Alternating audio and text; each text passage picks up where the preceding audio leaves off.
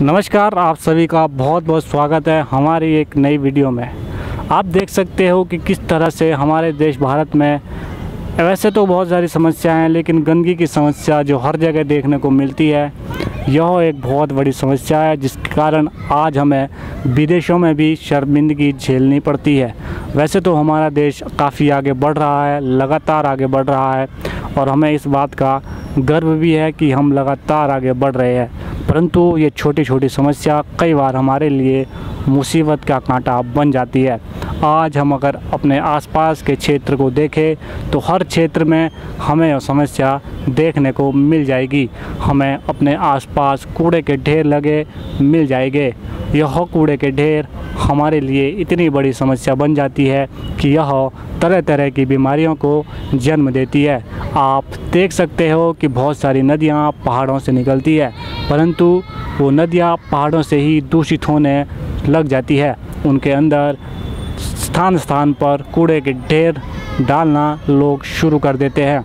उन नदियों पर प्लास्टिक जैसे अनेकों गंदगी लोग अपने दैनिक कूड़े में डाल देते हैं और जिससे ये नदियाँ गंदगी होकर शहरों तक पहुंचती है।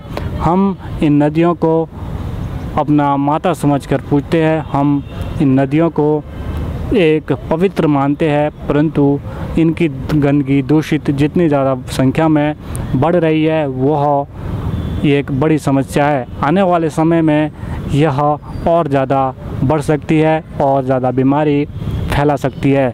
जब बात गंगा नदी की आती है तो गंगा नदी एक पवित्र नदी के रूप में हमारे देश में जानी जाती है, परंतु गंगा नदी के किनारे जो गंदगी आज देखने को मिलती है वह डरा देने वाली होती है। यूँ तो हमारे देश की सरकार ने तरह तरह के अभियान चलाए गंगा को साफ़ करने के, परंतु कोई भी अभियान अभी कामयाब होता नहीं दिखाई दिया। अभी श्री मोदी जी की सरकार ने भी एक अभियान चलाया है जिसका नाम है नमामि गंगे। उसके तहत भी गंगा नदी पर बहुत तरह के अभियान चल रहे हैं, बहुत तरह के सफाई अभियान चल रहे हैं। एक फ्रांस की पूरी टीम उस नदी को साफ़ करने में लगी हुई है, परंतु उन्हें भी कामयाबी नहीं मिल रही है, क्योंकि गंगा के आसपास की जो जनता है, जो आसपास नदियों के किनारे रहती है, वह अपना रोज़ का गंदगी गंगा नदी में डाल देती है, जिससे वो फ्रांस की सफाई करने वाली टीम भी पूरी तरह से परेशान है। वो भी पूरी तरह से गंगा नदी को साफ़ करने में असमर्थ हो गई है, क्योंकि जितना कूड़ा वो प्रतिदिन वहाँ से निकालते हैं, दूसरे दिन उतना ही कूड़ा फिर से नदी के अंदर चला जाता है। अब ये समस्या कितनी कब ख़त्म होगी ये तो कोई नहीं जानता, परंतु यह समस्या लगातार बढ़ती ही जा रही है। और भी बहुत सारे ऐसी गंगा नदी के किनारे हैं जहाँ पर काफ़ी जगह पर हमें शमशान घाट जैसी चीज़ें मिल जाएगी, जो भी गंगा को बहुत ज़्यादा दूषित करती है। गंगा इकलौती नदी नहीं है जहाँ पर गंदगी फैलती है। गंगा जैसी ऐसी बहुत सारी और भी नदियाँ हैं जहाँ दिन प्रतिदिन लगातार गंदगी फैलती जा रही है। यह गंदगी उन नदियों के पहाड़ी क्षेत्रों से ही शुरू हो जाती है। इसमें प्रशासन आखिर कब तक यह काम करता रहेगा, कब तक सरकार इन सफाई को साफ करते रहेगी। हमें खुद जागरूक होना होगा, जनता को खुद जागरूक होना होगा इन छोटी छोटी समस्याओं के प्रति। कूड़े को नदी में नहीं डालना होगा, बल्कि कूड़े को जला देना चाहिए, या फिर कूड़े की जो रोज़ गाड़ी आती है नगर निगम की तरफ से वहाँ पर डाल देना चाहिए। और जो हम प्लास्टिक का इस्तेमाल करते हैं उसका इस्तेमाल बिल्कुल ही बंद कर देना चाहिए, क्योंकि प्लास्टिक वो तत्व है जो एक बार जिस स्थान पर पड़ जाता है तो कभी ख़त्म नहीं होता, हमेशा के लिए वहाँ पर गंदगी फैला देता है। प्लास्टिक ही बहुत वस्तु है जो बहुत ज़्यादा गंदगी फैलाता है और जो पानी को या किसी भी चीज़ को बहुत ज़्यादा दूषित करता है। तो हमें इसका कम से कम इस्तेमाल करना चाहिए और हो सके जो भी हमारा कूड़ा है उसे जला देना चाहिए। जितना हम अपने कूड़े को जलाएंगे उतना यह प्रदूषण में को कम ख़राब करेगा और प्रकृति को कम दूषित करेगा।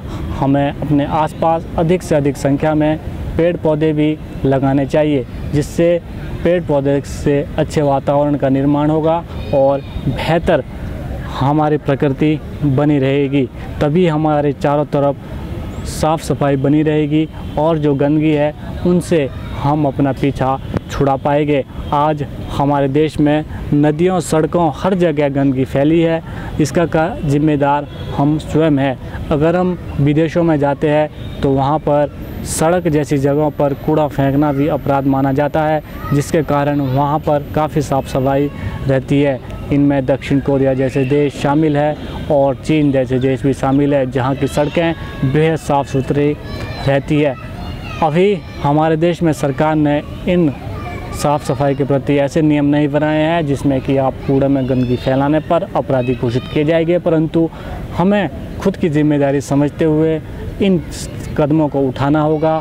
हमें सड़कों के किनारे, अपने घर के आसपास गंदगी नहीं फैलानी होगी और अपने चारों तरफ के माहौल को साफ़ सुथरा रखना होगा।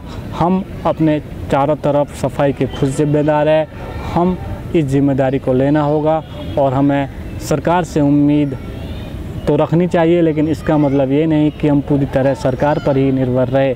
हमें अपने काम को खुद अंजाम देना होगा, अपने चारों तरफ साफ़ सफाई खुद रखनी होगी, तभी हमारे देश का विदेशों में अच्छा नाम होगा और हम एक बेहतर समाज का निर्माण कर पाएंगे। जय हिंद।